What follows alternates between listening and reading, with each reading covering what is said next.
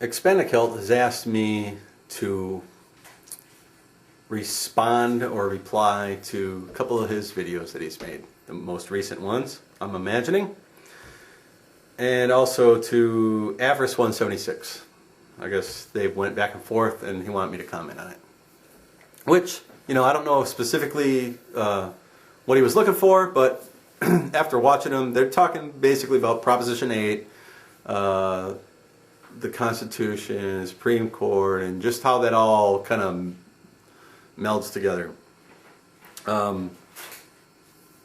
And I have my opinion on it, but I think that when talking about something like Proposition 8, what you have to do is, if you really want to get it right, if you really want to debate something like this as it applies to the constitutionality of it, or whether or not the Supreme Court should get involved, or whether it should be overturned by the courts, what you have to do is look at, first of all, what the thing says.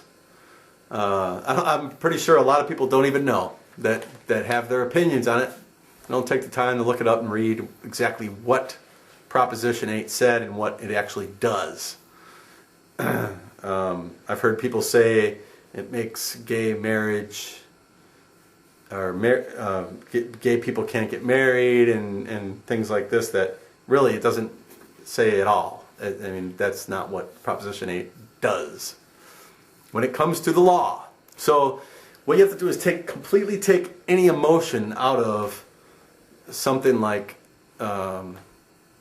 this, because if we let our emotions take over, then we're not thinking logically. That's the way I do it. I think it makes a lot of sense to do it that way. When you start getting your personal morality and how you believe, and you have to kind of take that out if you're talking explicitly about whether or not law is valid or not. And I think that's what it boils down to with me with Proposition 8 in California this past election. So what I've done is I've looked it up and I saw exactly what Proposition 8 did to the California's Constitution. I printed it all out on this one piece of paper.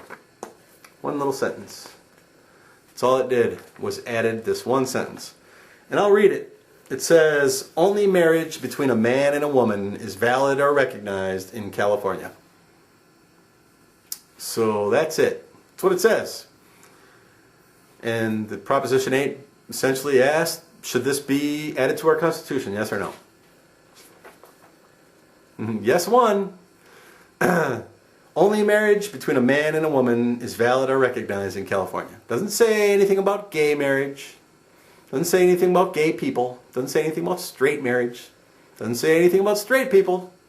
Just says that California is only going to recognize marriages between a man and a woman. Does it outlaw marriage between two gay people?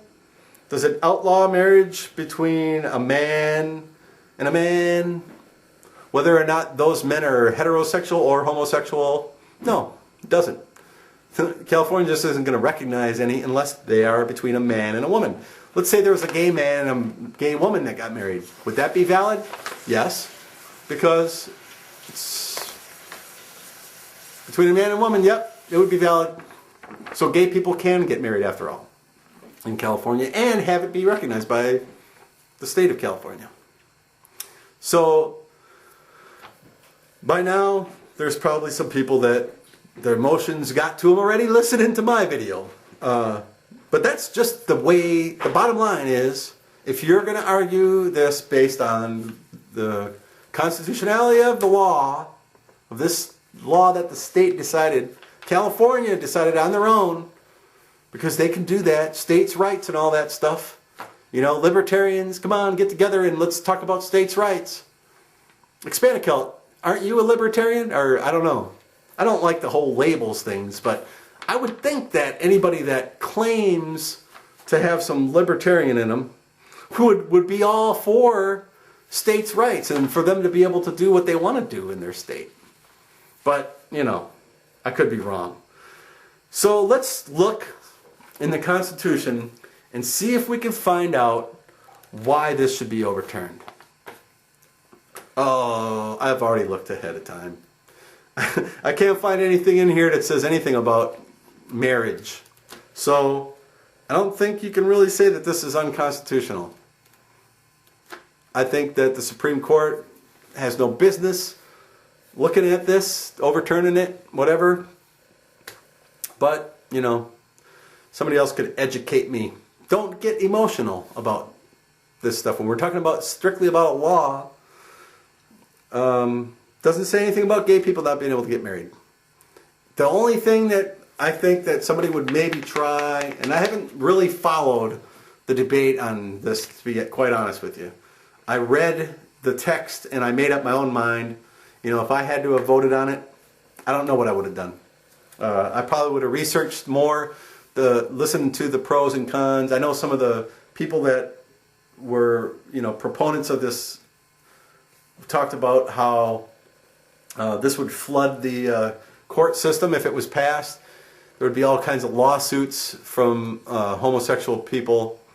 And so I'd have to look at some of those things. But as far as strictly constitutional or unconstitutional, to me it's a no-brainer. It's equal protection clause doesn't pass muster with that either. For those of you who don't know, the equal protection clause is in the 14th Amendment, I believe.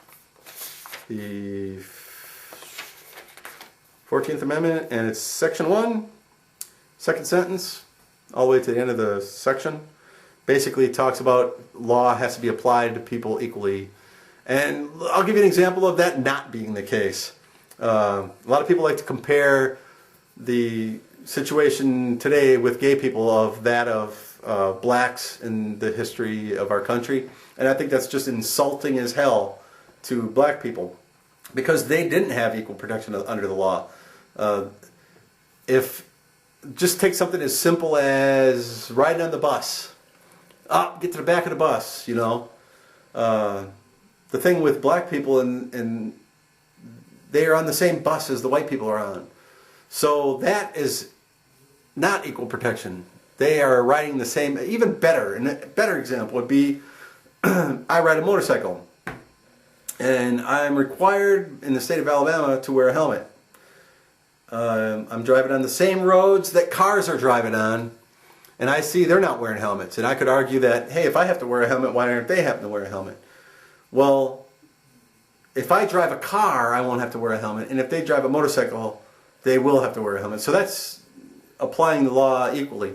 That motorcyclist could say all he wants that, well, but I don't want to drive a car. I want to ride my motorcycle, and I want to be like him and not have to wear a helmet. It doesn't make it a valid argument. It just means that you have a preference of riding your motorcycle. That's all. So I don't think that this is unconstitutional at all.